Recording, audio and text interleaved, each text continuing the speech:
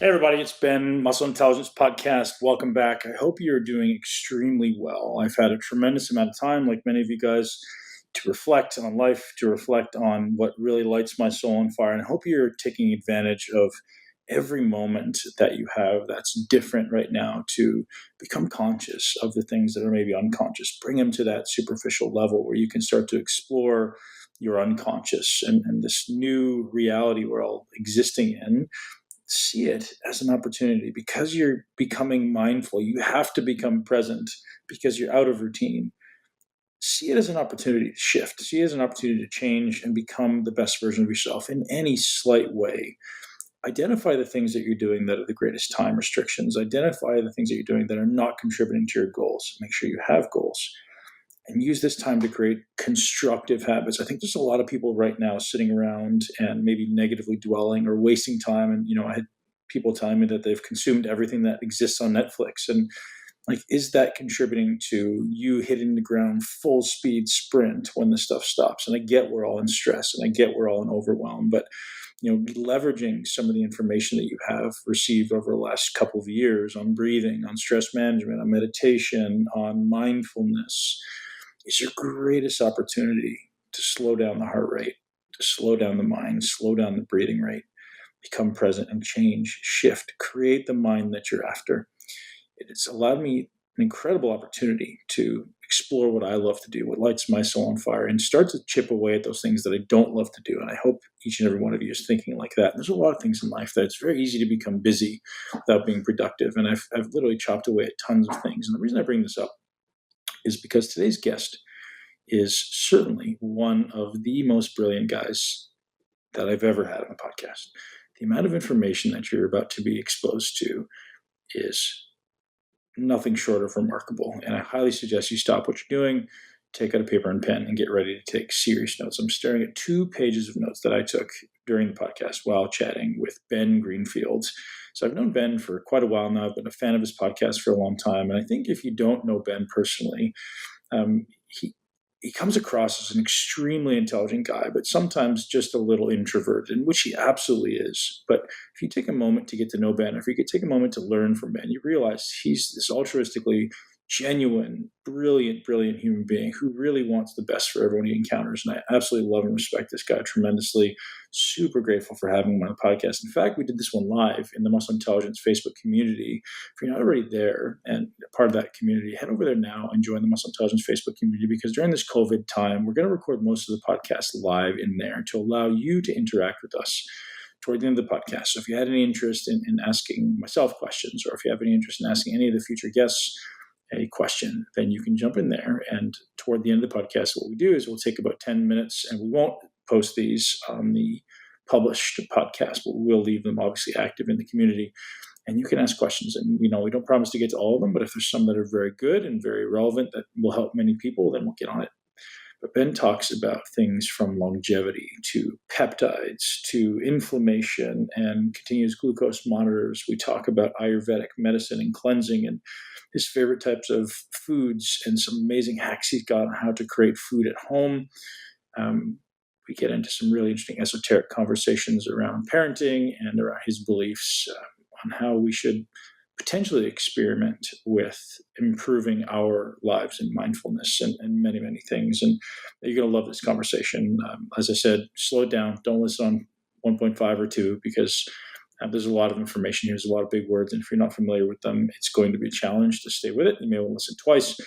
If you do enjoy this podcast, if you do enjoy helping other people in your life as much as I do, go ahead and share this podcast with one person you know and love, because this one definitely is a game changer. Today's podcast is brought to you by Blue Blocks. Also, Ben Greenfield is a fan of Blue Blocks. I know that. Blueblocks.com, BLUBLOX. Super grateful for our sponsors letting us do this and continue to do this during COVID, because you guys realize there's a lot of businesses right now that are suffering, guys, including podcasts, right? Podcasts don't have sponsors. They can't produce. It costs money to produce these things, and we're super grateful of Blue Blocks, and I hope you guys are supporting it if you are able. Blue Blocks is going to hook you guys up with 15% off. If you go to blueblocks.com, you can use the code MUSCLE, BLUBLOX.com, and use the code MUSCLE for 15% off your next order of Blue Blocks. And if you haven't already tried the Blackout Mask, it's awesome. It's really plush. It's really soft, and definitely something that I recommend, especially when traveling or if you're someone who has to sleep in a room that isn't completely blocked out of light. So without further ado, a special shout out and thank you to Blue Blocks and Ben Greenfield for this podcast. Enjoy my conversation. That's it, Mr. Ben Greenfield. It's been a long time coming, man. I'm so grateful. I've listened to your podcast for a long time, and I'm so grateful to have you join me here on your walking treadmill, making me jealous. Yeah, I was gonna go outside, but I'm lazy. I just popped down to the office instead. Although I never know how these live video things are gonna shake out on a phone, so I'm probably more stable on a computer. Yeah, and I'm going to ask you very clear questions and make you do things that are odd. But, well, I don't have a selfie stick for my MacBook yet either, so there's that. I'm sure that's coming, man. It's going to be like a waste. I'm sure somebody in China is working on it. Absolutely. Very cool, man. Dude, you just wrote a book, and I think it's an incredible resource for everybody. And man, you went so deep on that. I had no idea you were working on it to that level. And it 1,000 pages or something like that? No, because basically I learned this in writing the book. Apparently the printing press or whatever you call that they use to make a real paper book these days can only handle about the max around 650 pages. So that is what the book is, about 650. And you took a bunch of resources and put it online. Yeah, the manuscript when I turned it in was about 1,200 pages because I worked on it for around 3 years. And originally I was just going to write a book about anti-aging and longevity because I was, 3 years ago, I got kind of started to shift out in performance and fitness and a little bit more into health span and lifespan. And, just looking at everything from the blue zones and longevity hotspots and, everything from the different bitters and herbs and spices, fasting strategies that folks like those are using to, the Russian research on peptides and what a lot of, even U.S. clinics are doing in the realm of everything from, hormone replacement therapy to plasma therapy and ozone therapy. I thought that there was a lot to fill a book on anti-aging, but it just kind of took on a life of its own and wound up, I just wound up delving into brain optimization and cognition and smart drugs and nootropics and microdosing psychedelics, and then got into, fat loss and muscle gain and kind of more minimal effective dose of exercise and biohacking fitness. And then, of course, realized through a lot of the initial writing on anti-aging how important purpose, happiness, spirituality, family, gratitude, love is. And so I wove a lot of that into the book. And so by the time it was done, it wound up being more of kind of like a human blueprint book than an anti-aging book, but it was like 1,200 pages long. So we had to cut a lot. But yeah, you're right. I didn't have to kiss all the babies goodbye because we just made like a special like web page for each chapter and just put all the cut content and extra resources and podcasts and articles and stuff like that on those pages. Yeah. I've obviously shifted as well from myopically focusing on building muscle to now longevity and health and, health span. And as you say, relationships are such a big part of that. And, mindset's a big part of that. I'd love to hear how you quantify longevity. You did such a deep dive into longevity. I think I'd love to start there. Is like, how do you begin to objectify that? Like, is there a quantification metric you're looking at? Are you looking at telomeres? Are you looking at inflammatory markers? Or what are your kind of like, X number of primary markers? Yeah, it's such a rapidly emerging field. When you look at what guys like David Sinclair are doing now, and Horvath with methylation clocks, that's kind of, probably the most cutting edge and most accurate way would be to measure DNA methylation. But that's a difficult, non-scalable, relatively expensive test right now to get. And of course, prior to that, from a quantification standpoint, telomere analysis is something a lot of people have done. And there are some relatively accurate labs that are doing telomere analysis, such as SpectraCell or LifeLengths or Repeat Diagnostics, for example. But that's still just largely a measurement of a small number of cells, and the rate of telomere shortening doesn't necessarily reflect what's occurring on a global cellular level within the entire human body. And neither can you say that the rate of telomere shortening is necessarily reflective of overall lifespan prediction. It's one measurement, and it's probably one of the better tools that we've had up until this point. And I've certainly done telomere analysis multiple times and noted, especially with particular strategies, less exercise, fasting, NAD supplementation, peptide supplementation, and stem cells probably being the most notable. I have noticed that my telomeres have indeed, from a biological age standpoint, improved compared to my chronological age. But I think there are other markers right now that are just a little bit more scalable and accessible to the general population that go beyond telomeres. From a quantitative standpoint, I would say probably the two most important are just glycemic variability and inflammation. The former, something that you can measure via hemoglobin A1C, blood glucose, insulin, IGF. Just a general checkup from a blood standpoint on insulin sensitivity and glucose regulation. I think that that's well correlated with all-cause risk of mortality. Just the extent to which and the number of times that your glucose is going on excursions during the day. So I think blood glucose stabilization is one. And of course, with a continuous blood glucose monitor, even if you're going with like one of the cheaper models that's a little less accurate, but still will give you good data, something like a Freestyle Libre, real-time glucose monitoring, I think is pretty effective for keeping your finger on the pulse of that glycemic variability. The Dexcom G6, I think, is more accurate than these Freestyle monitors. And, if you're concerned, if you're one of those people more concerned about non-native EMF or dirty EMF, so to speak, the Dexcom is also kind of like the lowest radiation emitting blood glucose monitor that you can get if you're going to get a continuous blood glucose monitor. And of course, if you want to go the real cheap route with a little bit more labor, you just get, an AccuCheck or a blood stick monitor from a Walgreens or a CVS. And, you pay attention to whether or not your blood glucose is from a postprandial standpoint, returning back to stable values within about 2 hours after a meal. You look at your morning blood glucose, and for the most part, you generally want that to be somewhere below 90. And monitoring blood glucose, I think, is one decent metric, and then the other would be inflammation. Just like a quarterly checkup, or even a couple of times a year, a checkup on CRP, cytokines, homocysteine, fibrinogen, just these general markers of inflammation. And interestingly, because chronic inflammation tends to correlate pretty well with heart rate variability, and because we know inflammation chronically can affect tone of the vagus nerve, you could, via just daily HRV measurements using a Whoop or an Aura or Lead HRV or BioStrap or any of these other HRV measurement tools, kind of guess as to what your inflammation levels are.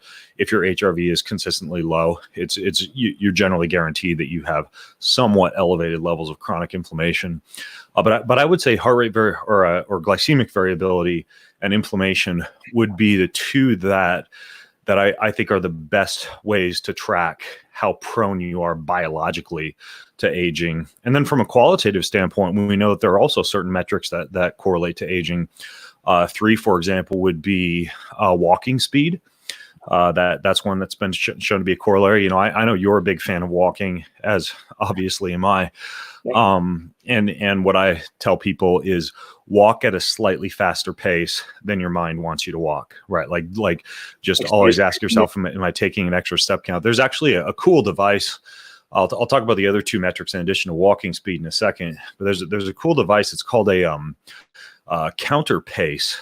And it's basically an app that ties to a heart rate monitor that you wear while you're walking. And I kind of got disillusioned with being tied down to technology while exercising, when I was doing Ironman triathlon and racing for Team Timex. And we'd show up to camp and get like 8 different straps that we had to put on our body. And, so we're paying attention to power and step rate and heart rate and, all these different metrics. And it just got exhausting. And I get to the point where I just, I enjoyed being unplugged during exercise. But this counter pace tool is kind of interesting to experiment with, at least for a couple of months, to develop a feel for the relationship between your heart rate and your walking speed.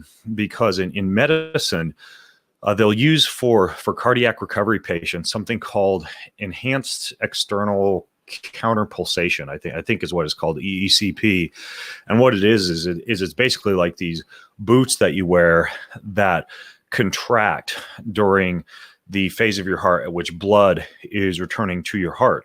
Right. And it essentially allows blood to flow better throughout the body. But it turns out that as the muscles in your legs contract, it can produce the same effect if the muscles are contracting at the same time that the heart is in, I believe it would be the diastolic phase.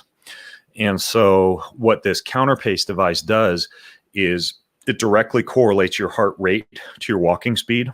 And so as you're walking, let's say your walking BPM is, like 75, then it would basically try to, or let's say your heart rate was at 150, right? It would start to beep to try to get you to a walking speed of 75 so that your walking speed correlates directly to your heart rate. And it's essentially like poor man's enhanced external counterpulsation. So you're teaching yourself how to actually pump blood back up to your heart in a better manner as you're walking. But I found that it really helped me develop almost subconsciously this relationship between my walking speed and my heart rate after using it for a couple of months. And I don't use it anymore, but it was really kind of a cool tool to almost train me to walk at a slightly greater RPM. And the cool thing is it also enhances cardiovascular function based on that blood flow return effect. So that's kind of a cool device. What's that? There's a tech kind of like a Normatec boot where they strap you up and do that as well. Is that something you've experienced? So you know what I'm talking about? It doesn't involve walking. That's the expensive device. That's the one that would do this in more of a medical therapeutic setting. And I like those Normatec boots, by the way. And when I heard about enhanced external counterpulsation, I think it was Joe Mercola who showed me like this $70,000 pair of boots he has at his house. And and then we got to talking and I think he told me about the counterpace device and, I got that and started experimenting with it. But I also, wrote the G lad over at Normatec, the guy that runs that company and their lead engineer, and asked if those boots produce a similar effect, and they don't, and the Normatecs are a cool recovery device. I was actually, speaking of the devil, wearing them last night. I'm still a fan of sitting around doing some computer work, wearing those just because the gradated compression, I think those are some of the nicer compression boots that you can use. But yeah, the counterpace device is kind of similar to those super expensive counterpulsation devices, but it doesn't require quite the investment. It's just an app and a heart rate monitor. And then in addition to walking speed, the other two metrics are grip strength, which is, of course, something that you can easily track using a dynamometer. And there's also a cool device in the grip strength realm called the Zona. I don't know if you've seen that, but it's one of the only blood pressure devices that doesn't involve supplementation or pharmaceuticals to lower blood pressure using biofeedback with a grip training tool. I interviewed the guy on my podcast like 5 years ago when I came across it. I still think it kind of flies under the radar, but that Zona device is a really cool way to use grip training to specifically lower blood pressure. So for anyone who has high blood pressure, that's actually been clinically proven to lower blood pressure. My mom has high blood pressure, and interestingly, a lot of people right now, at the time that we're talking, are talking about blood pressure, just because the interaction between the coronavirus and the ACE receptors dictates that those with high blood pressure are probably at higher risk of susceptibility to the virus. And this blood pressure device doesn't necessarily downregulate activity of the ACE receptors. It does do a pretty good job at increasing grip strength while simultaneously lowering blood pressure. It's just like a contract, relax type of exercise that you do for about 5 minutes a day. And so grip strength is another one, and you can also, just track hang time from a pull-up bar, hex bar deadlift, things that would involve grip training. And then finally, VO2 max. And VO2 max is something that normally you'd get measured via indirect calorimetry at an exercise physiology laboratory or a health club that might have access to a cardio coach device or a med graphics device or something else that could measure your maximum oxygen utilization. There's a few different wearables. I think Garmin has one called I think theirs is called the Phoenix. That's a wearable watch that will approximate your VO2 max based on your heart rate during exercise. But really the gold standard would be you're actually wearing a mask that's, that's measuring carbon dioxide produced and oxygen consumed. I have a home device that was just shipped to me for measuring VO2 max. And it's actually, no, it's on the floor of my living room.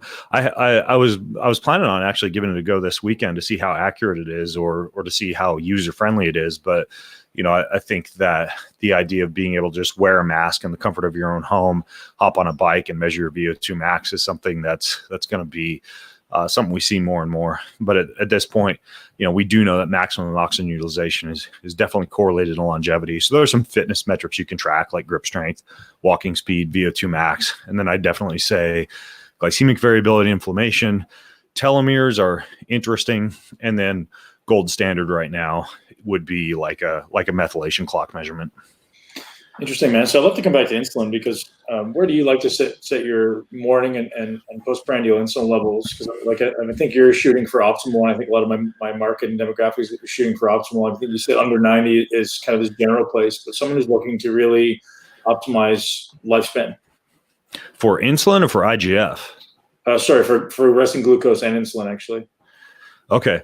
So for insulin, generally, if you look at laboratory reference ranges, I think what they're saying is acceptable right now is below 9 for insulin. And I don't recall the units that are being used for that. But generally, what I see more among like functional medicine practitioners is wanting a value that's below 2 for your average daily insulin levels. And then for IGF, sweet spot, I believe is somewhere in the range of like 150 to 180, which is what a lot of, again, functional medicine docs are using as their more accurate reference ranges for addressing true lack of insulin resistance or true insulin sensitivity. And so that's kind of a general marker for insulin would be insulin below 2 and IGF in kind of that 150 to 180-ish spot for not being, not completely having zero anabolism or not having any insulin, but having it low enough for that anti-aging effect. And then for glucose, generally below 90, although that's genetically, just from a biochemical individuality standpoint, going to be pretty variable, especially in folks who are following like a low carb ketogenic diet. Generally, they'll see it range a little bit lower. And then for the hemoglobin A1C, usually below somewhere around like 5.2 or so is a good metric. And in athletes, just because you tend to see the red blood cells lasting a little bit longer period of time, hemoglobin A1C sometimes isn't that great of a measurement versus just using like a continuous blood glucose monitor. So you got to be a little bit careful with hemoglobin A1C if you're an athlete, just because of the difference in the red blood cell longevity in athletes. Now, interestingly, when I was wearing that continuous blood glucose monitor, I'm not wearing one anymore, but I wore the Dexcom for a year, and it was actually really interesting. Like the data that you get out of that when it comes to what actually lowers blood glucose, right? So we know, that a lot of people talk about things that can cause a temporary state of insulin sensitivity to lower blood glucose, like, a couple teaspoons of Ceylon cinnamon a day or a shot of apple cider vinegar before you have a meal. Strength training to upregulate GLUT4 transporters, prior to something like a carbohydrate feed, a berberine, bitter melon extract, metformin is of course something that's popular nowadays too as a blood glucose control agent. But a couple interesting things I found were there are food sensitivities that seem to impact blood glucose pretty dramatically. Like my blood glucose spiked multiple times when I had green beans, which are something that, my wife would a lot of times do, like green beans with roasted chicken, or I'd have like green beans with a side of steak, or I'd go to like the whole food salad bar and throw some green beans on the plate. And I would always see like an unexpected rise in blood glucose for what I would consider to be a low glycemic index carbohydrate. And so I went and got what I would consider to be kind of a gold standard for food allergy measurements, which would be a Cyrex panel. So I ran a Cyrex array, and they do a lot of really good arrays for like gluten cross reactivity and true food sensitivities. Like you don't get a big laundry list of false positives because they do things like test the raw versus the cooked protein and the white blood cell reaction to that. And they do a double test for every single protein that they test. And they just do a really good job. So I'm impressed with that company. I'm not commercially affiliated with them in any way. I just like what they do. So with most of my clients, if I'm doing a food allergy or food intolerance test, I'll use the Cyrex panel, and mine was pretty clean, but I was like full on red light, like avoid for green beans. And so it's interesting that my blood glucose response when I would eat green beans seemed to agree with that, which is kind of, it intuitively makes sense, right? So we know, and this was something else that was interesting that I found, that when you drink a cup of coffee, your blood glucose elevates just because you get that cortisolic response that causes a little bit of glycogenolysis. So the liver is going to release glucose into the bloodstream, and that's kind of what you want when you drink a cup of coffee, right? And that really isn't that harmful from metabolic standpoint, just because that's a very transient, short-lived spike in blood glucose that gives you that energy that you kind of want when you drink a cup of coffee, and you're not seeing large elevations in blood glucose that last a long period of time, that you would experience if you had a bag of M&Ms or a stick of cotton candy. It's like a quick rise in blood glucose, then it's gone. But it is pretty high, like the highest my blood glucose got during the day on many days, because I eat a relatively low carb diet, and usually when I do eat carbohydrates is in a post-training state, would be after my morning cup of coffee, right? So I get up to like 180 after having a cup of coffee, but again, it goes away pretty quickly. Like the blood glucose drops pretty quickly. So when you think about that and how that's kind of a cortisolic response, then it makes sense that foods that you might have an intolerance or an allergy towards would produce that same type of fight and flight response, that same type of potentially inflammatory or cortisolic response. And so it's kind of interesting how you can kind of get a little bit more tuned in, even without something like a food intolerance test, to foods that your body may or may not agree with, that you would not expect to cause a rise in blood glucose. And then another interesting thing I found was that, and you might find this notable also, like the number one thing that I did while I was wearing that blood glucose monitor that would drop my blood glucose like down to the 50s or the 60s, even after I've had breakfast, after I've had lunch, all the way up to dinner. And you know what it was? A morning cold soak. Oh, really? Like, and not a long one, like a 5-minute morning. Now, usually I'll go like take a cold shower. A lot of times I like to do the sauna or a morning walk in the sunshine. Like those are my two favorite things to do in the morning. And I'll always go and take a cold shower or jump in the cold pool real quick afterwards. But we're talking like, 2-3 minutes. But if I do a longer cold soak, like almost to the point of shivering, like 5, 6, 7 minutes around in there, like the impact on blood glucose is amazing in terms of lowering blood glucose for a really long time afterwards. Like all the way out.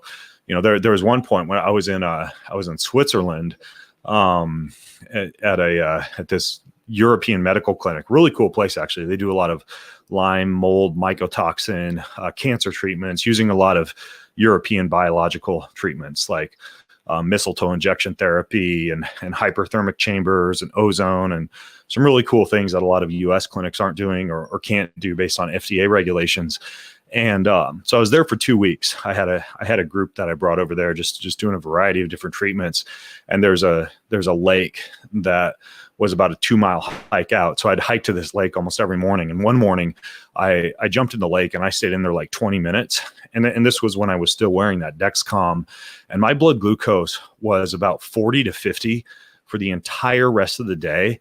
And they have like some pretty good, like, some nice big organic meals there. And so, I was not restricting calories or even, restricting carbohydrates appreciably. And still blood glucose was just like low, almost all the way until I went to bed. So, these longer cold soaks, I think they can potentially be excessively stressful to the body, but it's notable that even just like brief bouts of cold have a pretty significant impact.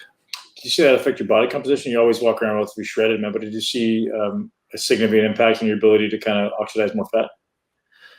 I didn't measure fat oxidation. That's kind of a little bit more difficult to measure without, again, like an indirect calorimetry tool, like one of those VO2 max measurements. But I do stay pretty lean year round. But I think that's more genetic. I mean, daily, I have a practice of a 12 to 16 hour intermittent fast, and then some kind of morning fasted movement that's relatively parasympathetic or easy. I don't like to do a hard workout until later on in the afternoon or the early evening.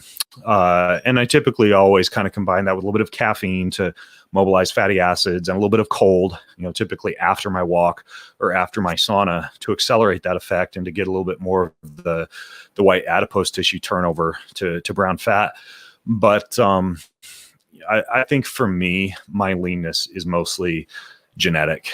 My dad's super lean, and he was actually over at my house last week, and I was kind of lecturing him a little bit because he's not exercising at all right now, and he's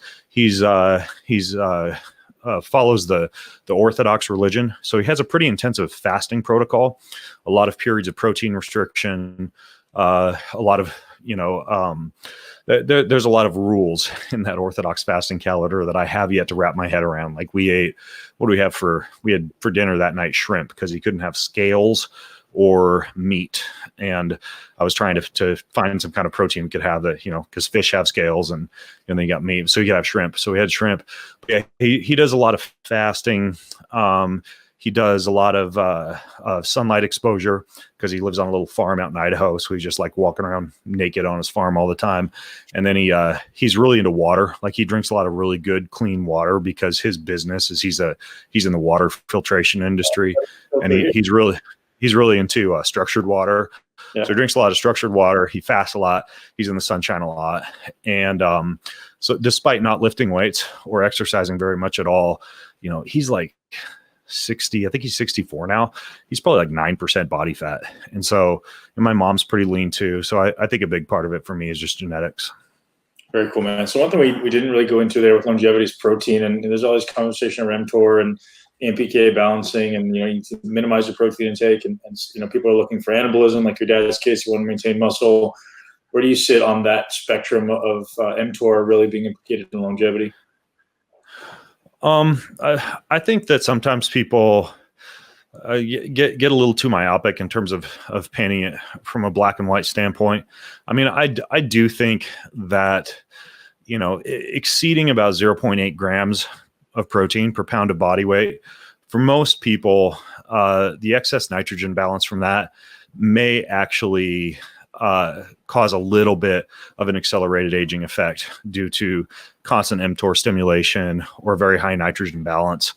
And I think that dropping below about 0.55 grams per pound is for most people not even going to allow them to build muscle and not even maintain muscle, and things like sarcopenia might slip in at that point. That all being said, I think that if you have periods of autophagy and autophagy triggering mechanisms that are just staples in your daily routine, and I'm talking about like hormetic stressors like sunlight, radiation, cold, heat, as a regular part of your practice. I'm talking about having some type of fasting protocol, somewhere in the range of 10 to 12 hours daily for women, 12 to 16 hours daily for men, along with, a few times a month, a 24-hour fast, like a dinner time to dinner time fast. I encourage people to do something like a fasting mimicking diet on a quarterly basis, which is what I do. I use a little bit more of an Ayurvedic approach. I'm not a big fan of meal kits, so I don't do like the Prolon meal kit or something. I do more of an Ayurvedic cleanse once a quarter, using what's called a Kaya Kalpa approach. So I'm eating a lot of khichdi, some ghee, some olive oil, a little bit of celery juice, but generally about 40 to 50% of the number of calories that I would normally consume for 5 days in a row on a quarterly basis. So that's also a pretty significant autophagy triggering mechanism. Exercise, lifting weights, aerobics, etc. If you're engaged in a lot of those autophagy inducing mechanisms, then I think that the concerns over protein are not that high. I do think that excess protein and excess mTOR stimulation is an issue, but I think it's less of an issue in people who are already doing a lot of these things that are kind of hormetic or autophagy inducing as it is.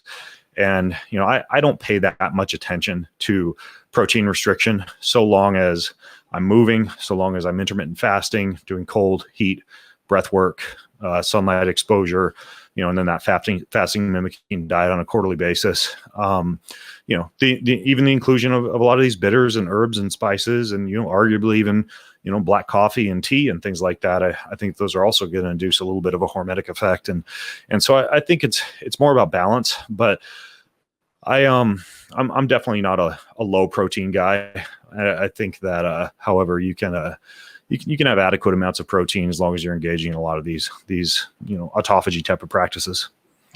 And one of the things I respect and appreciate most about our time together was your level of respect for your environment, for your food, for kind of this holistic organism that we all exist in. And I'd love to have you talk about that a little bit more. That kind of came from, and how you really spend time to honor your food. You're very, very aware of not being wasteful, and ultimately consuming things that are going to be energetically valuable for you. And I think that's a little out of left field for my audience, but I try to walk them down that path a little bit and just be respectful. Not a hesitation, not a pause. Understanding and expertise in the area. Yeah, I think there's a few considerations there. I've experimented with quite a few peptides. One a more spiritual consideration, and one a more perhaps practical, logistical consideration.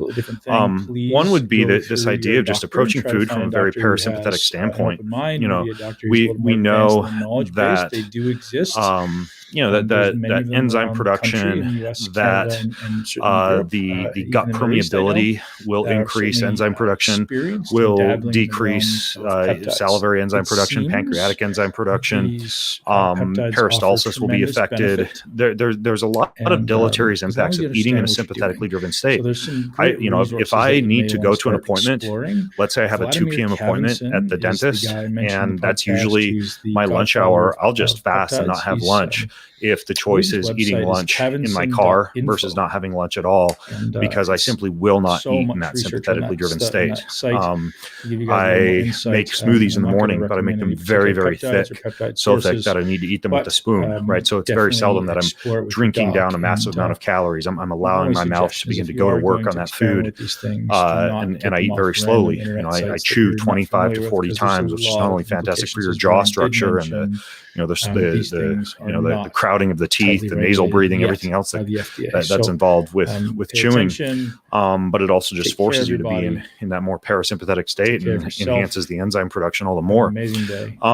And don't forget. And this idea of approaching food parasympathetically is very important. What are some other strategies? Well, people say sitting is the new smoking, but I would beg to differ. I think being in any one position for too long is deleterious from a biomechanical standpoint.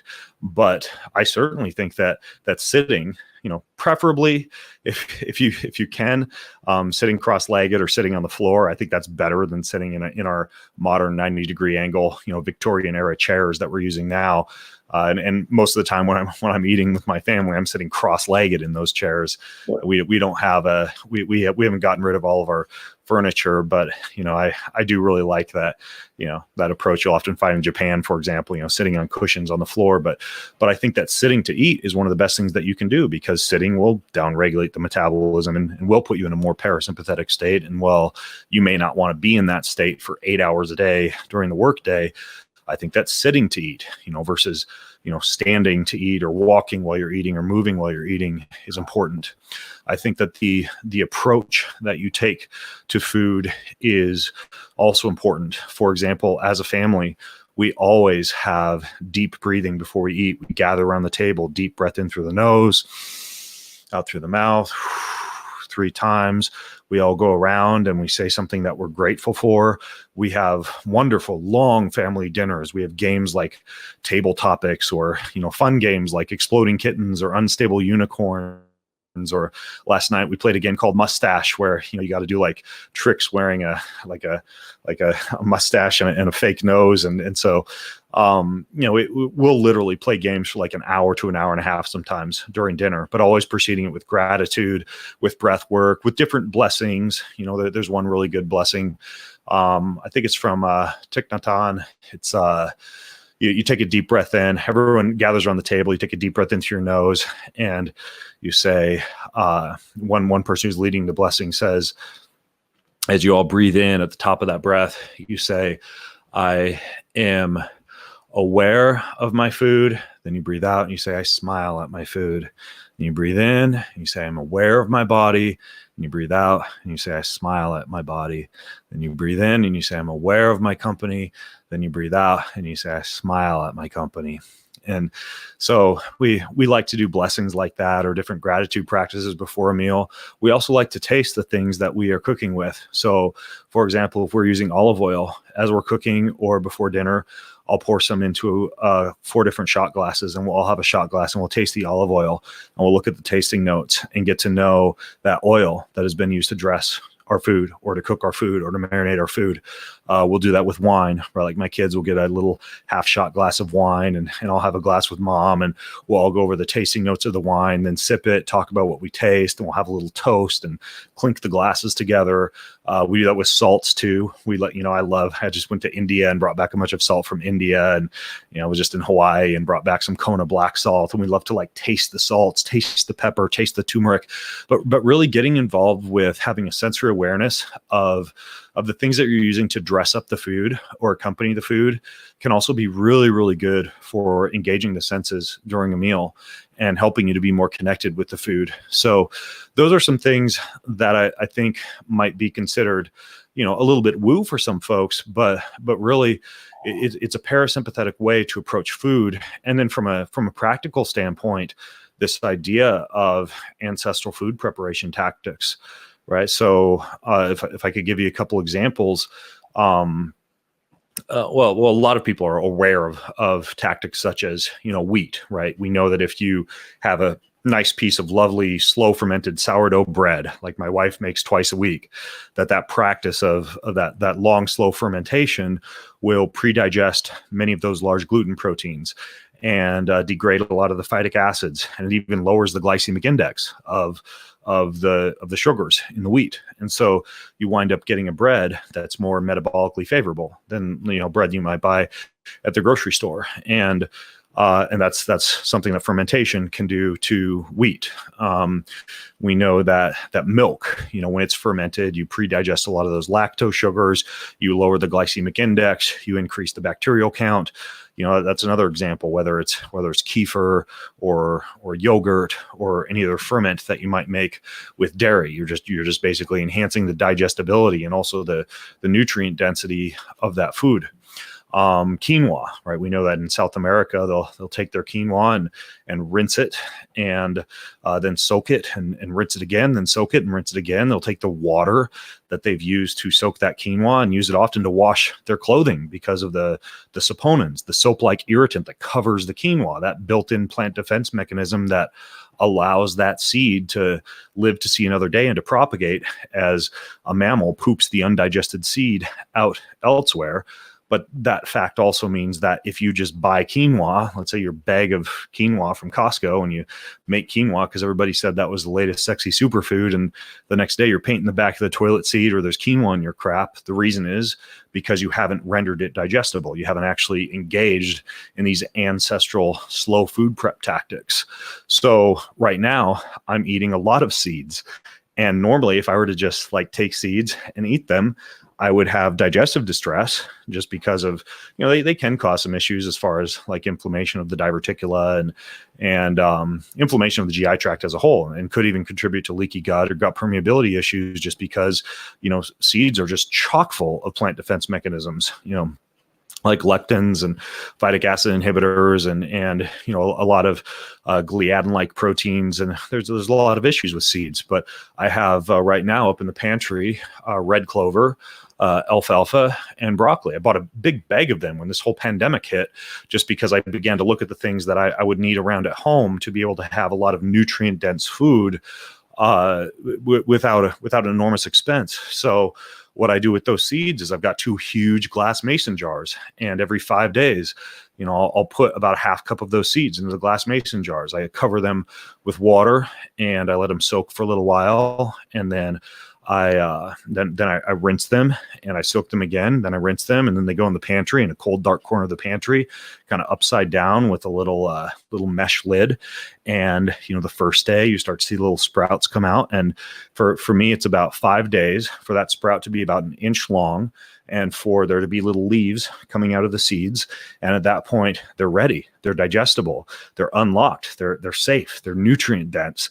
And I then take them out. I put them not in direct sunlight, because UVA and UVB radiation for seeds are very fragile. You need to be careful with sprouting. There's kind of a whole process behind it. So I don't put them out in the sunlight, but I'll put it out on the kitchen table where they have a little bit of natural light, and you can watch that chlorophyll develop and they get all green. And then and they're amazing. I take one mason glass jar and just put that in a little Pyrex glass container in the refrigerator and use that to dress up smoothies and salads and anything else where I want to add a little bit of extra nutrients to. And then I'll take another jar of the seeds and put them in the food dehydrator and cover them with some of that amazing salt. And I have like this dehydrated, crunchy sprout trail mix almost that I can just chomp on whenever I'd like. And so this process of unlocking the nutrient density of foods that have built-in plant defense mechanisms, while at the same time increasing their digestibility, paired with approaching food in a very parasympathetic manner, I think are 2 of the best things that you can kind of have in your back pocket. And especially while people are stuck at home on quarantine during this time, at the time we're recording this, possibly for another month and a half or 2, learning how to ferment, learning how to soak, learning how to sprout, learning how to do shoots and microgreens and make yogurts, and even just do something as simple as cutting open a cabbage with some water and some salt and making a little bit of countertop sauerkraut for pennies on the dollar. That not only is this going to be super important as I anticipate, an increasingly shorter food supply, but it's also just a way to become more intimately connected to your food while improving your health simultaneously. Man, I absolutely love this stuff. I think this is so far off the radar of most people. Do you write about it in your book? Yeah, there's a few sections in my book where, I've got some different soaking and sprouting and fermenting charts, a few different recipe plans.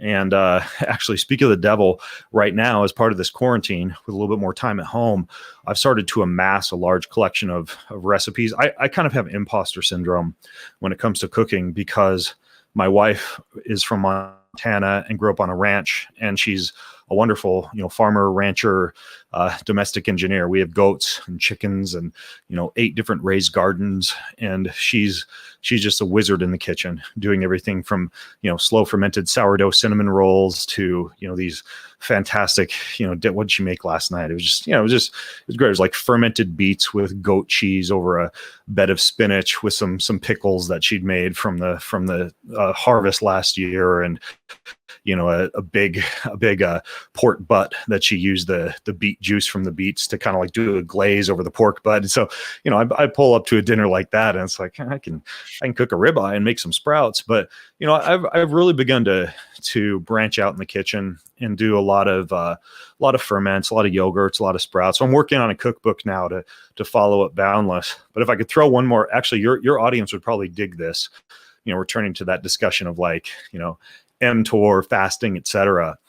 I know you've probably covered glycine before, and the importance when it comes to excess mTOR activation of not having very, very high levels of methionine, especially when you're not balancing that out with glycine. One of the failures of a improperly comprised carnivore diet would be neglecting that nose to tail approach, right? Like not having a lot of the more glycine rich foods, such as the organ meats, the marrows, the broths, etc. The muscle meat itself, well, it tastes fantastic and is wonderful for anabolism and mTOR activation. And one of the reasons for that is very high methionine, also leucine to a certain extent, but comparatively poor in glycine. And so increasing the amount of glycine containing amino acids that foods that contain the glycine amino acid in them, I think is important. And the cool thing about glycine is it has a real appetite stabilizing effect, and it can improve sleep as well. So one of the things that I do is I take probiotic capsules and I break them open into either goat's milk or coconut milk, and just put that in a ceramic bowl, and then I'll put it into a food dehydrator overnight at about 110 degrees. You could use an oven. You could use a yogurt maker, anything will work. But if you do that and you add just a little bit of sugar and a little bit of prebiotic fiber, like acacia fiber or any of these prebiotic blends that are sold now, what happens is those probiotics just vastly multiply, far over and above what you get in the actual capsule. One really good strain for this, by the way, is L. reuteri, because L. reuteri is one strain that will really help with sleep, and it also causes a natural release of oxytocin. So that if you use that, it really makes you feel good. And there are little L. reuteri tablets you can buy on Amazon, and they don't have a very high bacterial count. But if you kind of crush them up in a mortar and pestle and then dump them into your yogurt or dump them into your goat's milk in a little ceramic bowl, add a touch of sugar, add a touch of prebiotic fiber, and then you ferment that, right? So you put it in a food dehydrator, or you'll put it in the oven, or you'll put it in a yogurt maker, around 110 degrees, leave it in there for half a day to a day. And then once the yogurt's ready, you take it out and get some Jello powder or some Great Lakes gelatin, right? Or anything that's got that gelatin, which is going to be super rich in the glycine. And I tend to use a lot. I'll put like 5 heaping tablespoons in to a little batch of yogurt, and stir that all up while the yogurt's still a little hot, so that the glycine and the gelatin and everything dissolve, and then toss that in the refrigerator. And the other thing I'll put in there is like some stevia, a little bit of vanilla, some cinnamon, flavored up a little bit so it tastes good, and makes Jello, right? It makes Jello, not Jello with all the artificial colors and preservatives that you get from buying packets of Jello at the grocery store, but it's just your own homemade Jello, but it's Jello that's super rich in probiotics as well, and of course incredibly high in glycine.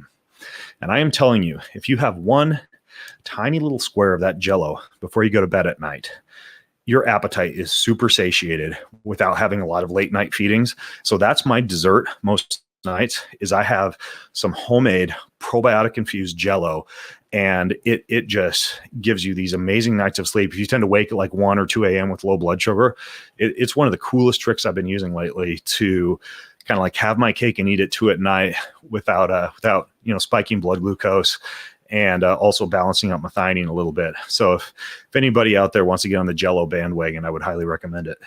And that sounds amazing. I'm going to make it tonight, and I'll report on it for everybody. Is that recipe on your website somewhere, Ben? Yeah, it is. I think I featured it in one of my weekly roundups recently, and then I'll weave it into this little cookbook I'm making too. But it's not that hard to figure out how to make Jello.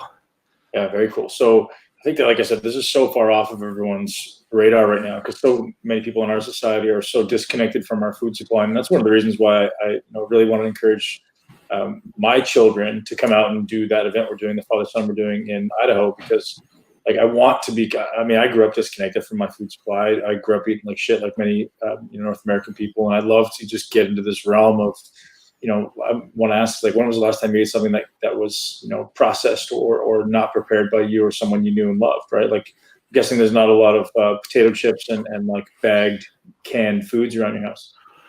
No, there's a hell of a lot of glass mason jars at our house, just because we almost everything's stored in that. There are some things like we order a lot from Wild Planet Sardines. Huge fan of the smash diet, especially for my kids, right? When you look at the myelin sheaths, they're primarily comprised of oleic acid and DHA. And we're getting the oleic acid from those olive oil tastings that we're doing. We're olive oil snobs. We always have these amazing spicy olive oils. It's a good olive oil if you fresh press yet or no? Yeah. What's that? Have you found anything better than the Fresh Press olive oil company? I know you connect with them. I haven't found much better than them. I suspect that, I love them. I suspect their olive oils might be slightly pricier than what you might be able to find and hunt down on your own if you want to go do all the sourcing like TJ does. But, it's so convenient to just have him go out and hunt down the best ones and ship them to me. I'm fine with that. And, I throw a few other, I do other oils. I'm a big fan of black seed oil. That one's also at this time really good because it has some nice antiviral effects. What's black seed? I've never heard of it. Black seed oil, if you look it up, it's incredibly nutrient dense. It's got one of the highest ORAC scores of any oil out there. And even topically, it's wonderful, kind of like Manuka honey. It's wonderful for wounds and rashes and skin healing topically. It's really potent, really pungent. You don't need much. But at lunch, I'll take some of those sprouts I make and just put a teaspoon or so of black seed oil on there.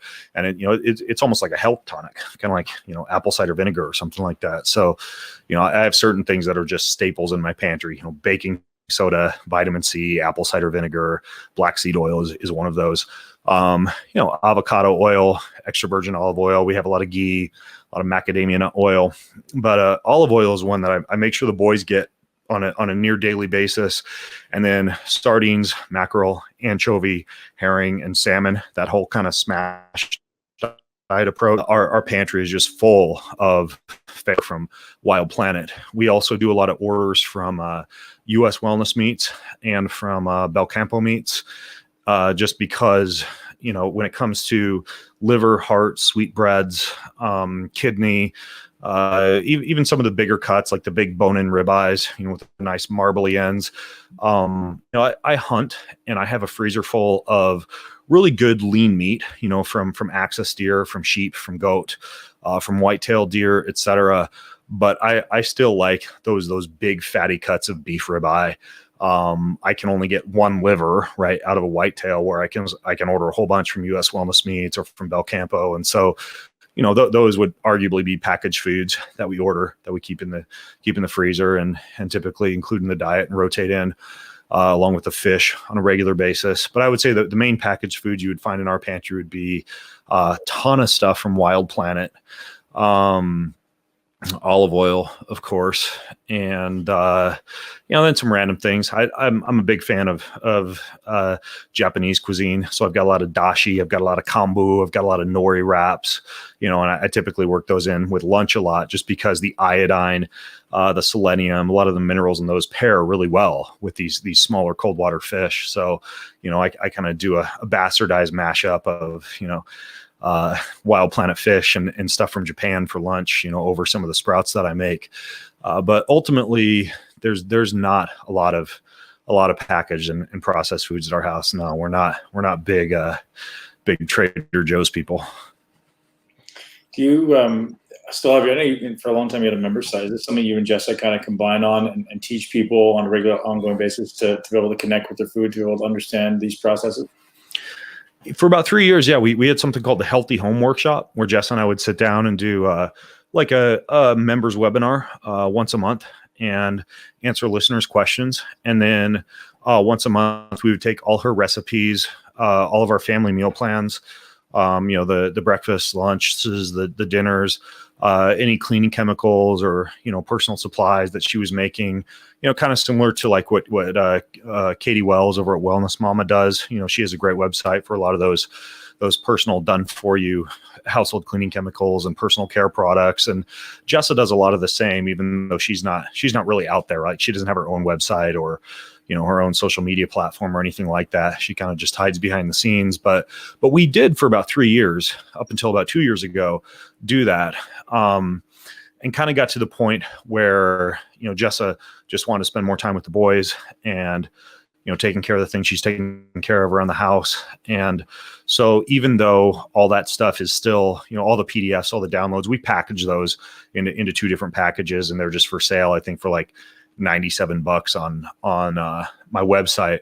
We no longer do do that too often.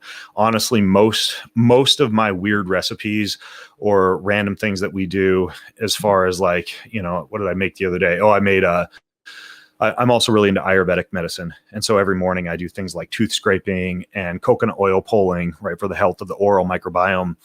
And I made my own little coconut oil bites infused with peppermint and oregano and cinnamon and with a little food mold. And so when I wake up in the morning, I pop one of those in my mouth and swish it around in the mouth for about 15 minutes, and all little recipes like that I do. Typically, those just wind up on my Instagram page. I've never heard that. I've never heard anybody using. How does that work? And what are you doing? Yeah, if you look at the beauty and symmetry chapter of the book, in that I get into not only different nasal breathing tactics for the jaw and the teeth and the facial structure, and some different jaw massage and jaw release tactics, but also get into this concept of coconut oil pulling for the health of the gums and for cleaning up bacteria that accumulates in the mouth overnight. And if you look at Ayurvedic medicine, it's a practice that goes way back. That, along with tongue scraping, just scraping some of the bacteria off the tongue from the back to the front, which takes about 3 seconds. So when I get up, I wander over to the sink in the master bedroom, and I wash my face and put a little lotion on, but then I scrape the tongue, which takes like 3 seconds.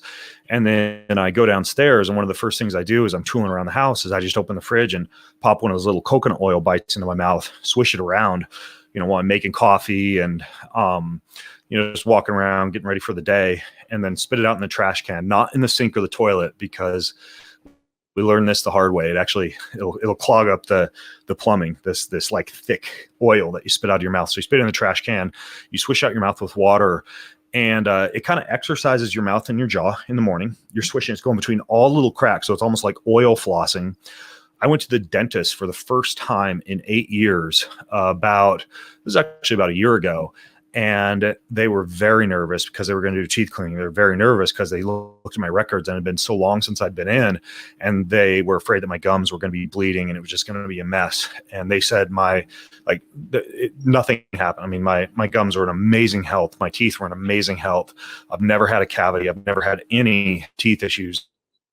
And I attribute a great deal of that to this practice of coconut oil pulling and caring for my biome. So I coconut oil pull in the morning, and then I just brush my teeth once at night. No flossing? Only if I have a ribeye. Get stuck in. I got a whole drawer full of those toothpicks in the kitchen cabinet, because honestly, I have a ribeye probably 3 nights a week.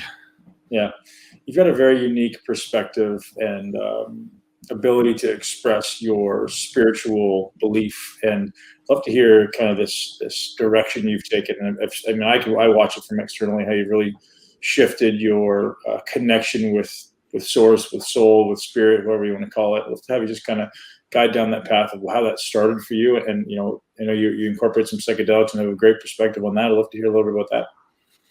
Yeah, I don't have a sexy wounded healer story, as much as, I believe that we're all on a path to enlightenment. Some of us on perhaps a more accelerated path than others. But this idea of vibrating at a level of peace and love and joy, as David Hawkins would put it in his book, Healing and Recovery, is something that I think we should all be progressing towards. And what I realized, around the same time I really started writing Boundless and getting into longevity and anti-aging, is that those vibrational frequencies are not achieved through body and brain optimization. They simply aren't. You can't smart drug and nootropic your way into that. You cannot exercise your way into that level of fulfillment and that level of happiness and satisfaction through exercise, or through learning how to memorize a deck of cards, or play 2 different musical instruments, or, pick up new skills. So, I think a lot of people will try to scratch that itch of fulfillment by either amassing belongings, cars or homes or gold or silver or guns or whatever else, or sardines, or they'll try to achieve that via becoming a Renaissance person, right? Becoming a super learner, which I have nothing against, or by becoming incredibly fit, right? Which I, as you, have been at that point in my life and realized that at the top of that mountain, it's also very unfulfilling at the end of the day. I don't think it's a bad thing to be super fit. I don't think it's a bad thing to be super smart. I don't think it's a bad thing to own nice things, as long as those nice things don't own you. But none of those will bring fulfillment. And it's that deep internal spiritual happiness and having a sense of peace because you have cared for your soul, you've cared for your spirit, and you've grown to understand that really the best thing that you can do in life is to develop a very strong purpose based on what your skills are, what the unique skills that you were born with and meant to use are, and then go out and, as much as you can, love others with that purpose. And if you can even define your purpose in one single succinct statement, I, Ben Greenfield, empower people to live a more adventurous, joyful, and fulfilling life. And if I can say that statement when I'm super stressed out, when the bullets are flying out from the email inbox of my computer, and then I can say, and I will go out and love others with that purpose. Figure out any way you can to love others with that purpose. Then that's a very good way to kind of start down that path to happiness and fulfillment. And sometimes knowing that purpose does take soul searching. Not only a focus on the spiritual disciplines like Richard Foster. He's a great author who has wonderful works on meditation, fasting, silence, solitude, prayer, connection to a higher power. There's another book that our family is going through right now called The Handbook of Spiritual Disciplines. We're doing a 1.5 year long course through that right now. So we go through one chapter every 2 weeks, and it goes over everything from celebration to having one day of the week that you leave holy and a time for rest and family, to gratitude, to service. It goes above and beyond what Richard Foster outlines, which are like 8 different spiritual disciplines. There's like 50 different spiritual disciplines in that book. And so part of it is using the spiritual disciplines to not only care for your soul, but also to come to know yourself better and what your true purpose might be. But as you just alluded to, for some people, it can also include medicines. It can include forays of ego dissolution in a very responsible manner, where you might use something like ayahuasca or DMT or ketamine or any of these other substances that, when used responsibly, can kind of shut down the ego, the I, the selfishness, the narcissism from speaking, and allow you to come to better know what it is that your true purpose is in life. And while I'm not a hefty user of plant medicine, and over abused, used in the wrong situations, used as a crutch, used as a feel-good drug, but used as a feel-good drug with an excuse that you're just doing it for self-discovery, right? Because it's easy to get your hands on MDMA and feel amazing for the weekend and come out the other end and make the excuse that you laid around on MDMA all weekend at your house. I went to a dance party in MDMA because you were on a journey of self-discovery when there was zero integration and zero preparation. And so I think you do need to be careful with that. I think there are many people in our realm on their 38th ayahuasca retreat who have not really integrated or implemented much of any of those self-discoveries just because they haven't done the hard work on the back end. And I'm running a little bit short on time, but I want to give you 2 examples. My wife and I, on a quarterly basis, under the supervision of a facilitator, do couples therapy. And part of that couples therapy is, our facilitator uses about, he's actually got dozens of different Amazonian medicines that he uses in combination.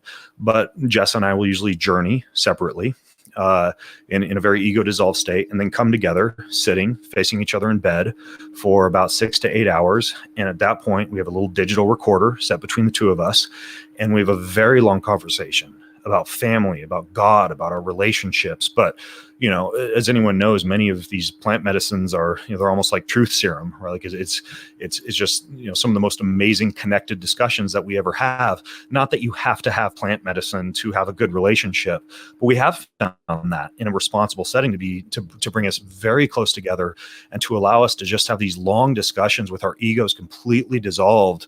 And it's been amazing for our relationship. One other example that I can give you is I'm taking my boys for the past several months, and we'll continue to do this for several months through some very intensive breath work in the sauna where they're very, very hot. They're very uncomfortable. We're doing intermittent hypoxia. We're doing not hyperbaric. Am I blanking on Stanislav Grof's breathwork practice? Yeah, holotropic breathwork practice.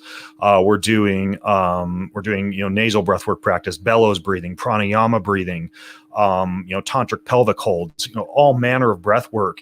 And then we're following that up with some pretty uncomfortable, soaks in the cold pool with box breathing and deep nasal breathing, and closing the eyes, focusing on the third eye, dropping the tongue to the bottom of the mouth, finding the deep empty space in the back of the eyes.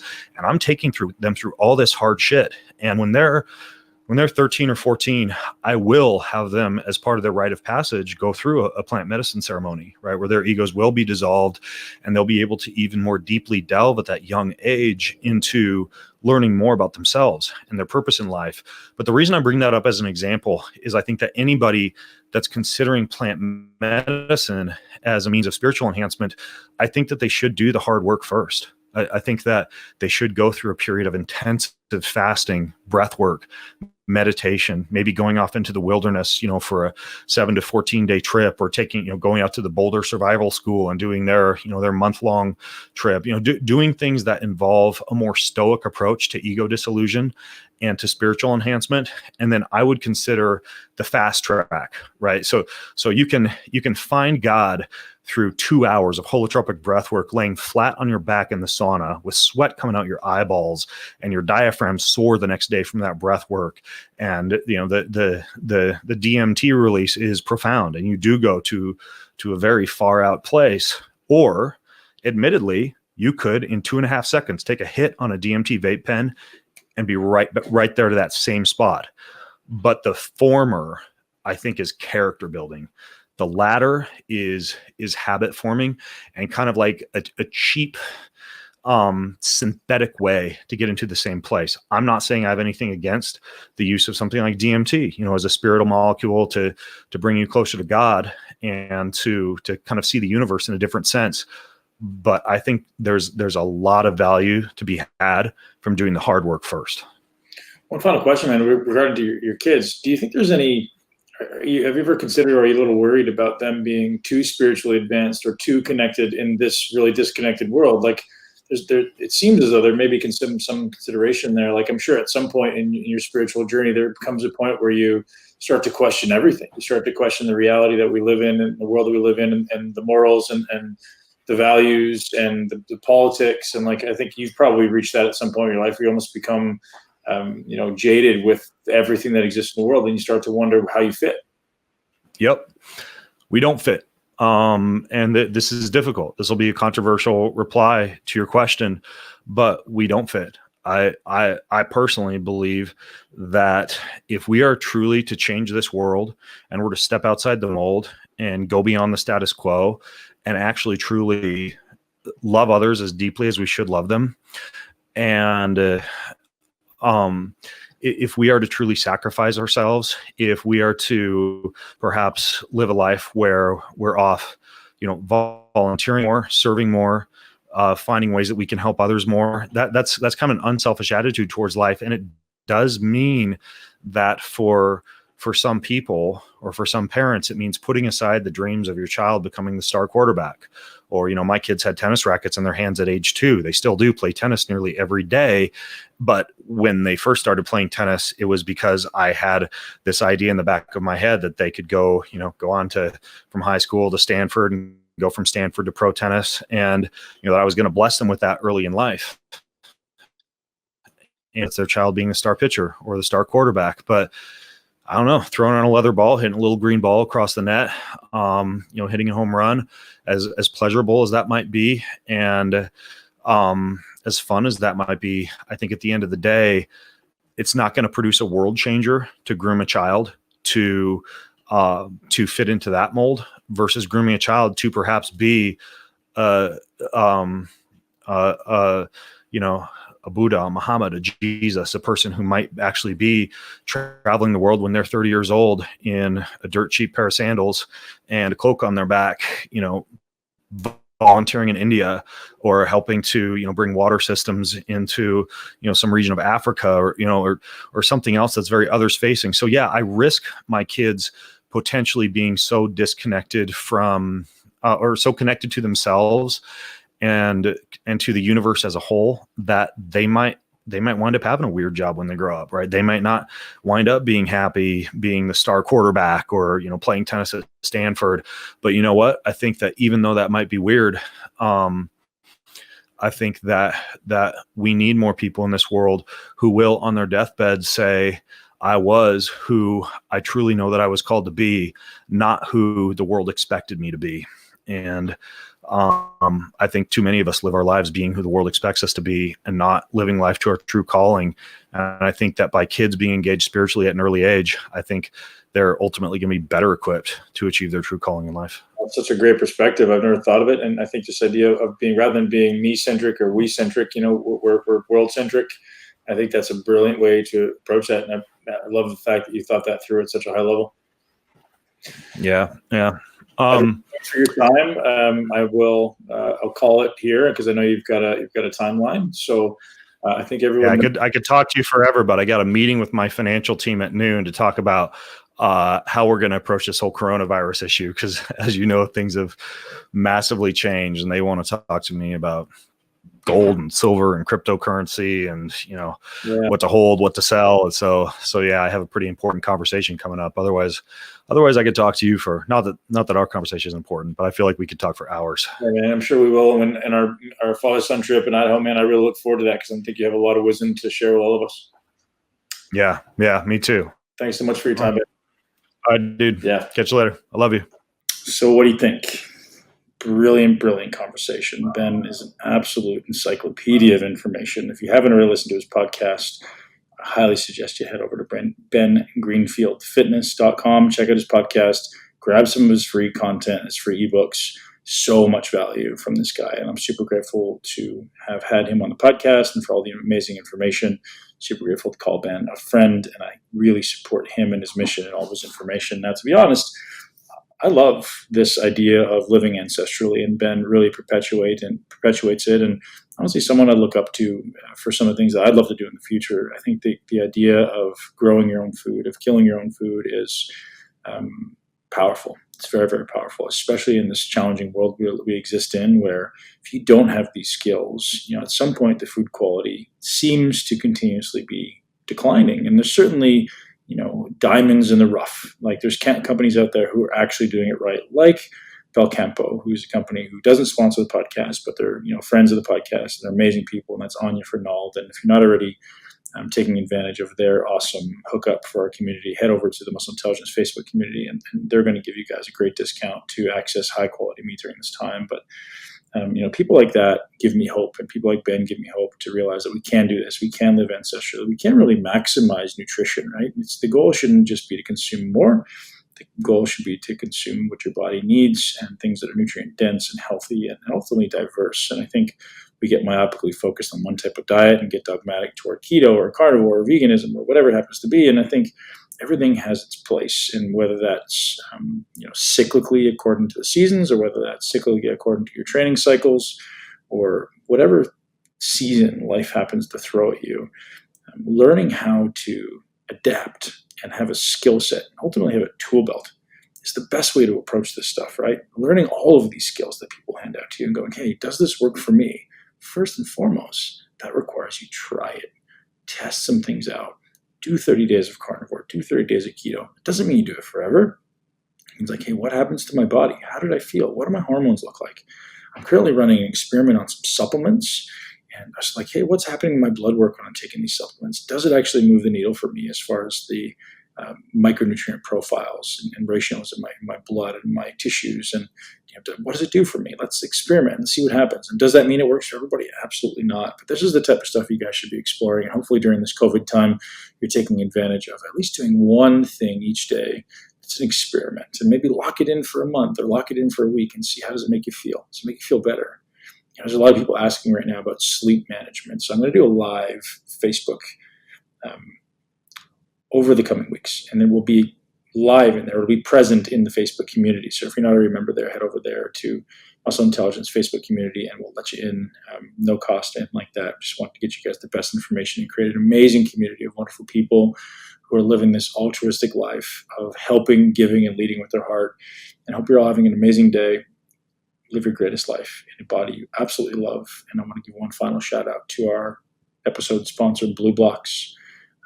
These guys are keeping us moving, keeping us going, and supporting you guys, especially if you're spending a lot of time in front of the computer or the television during this time. Get yourself a pair of Blue Blocking glasses.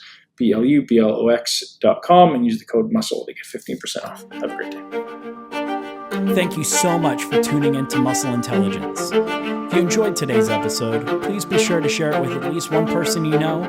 Make sure you're subscribed so you never miss an episode.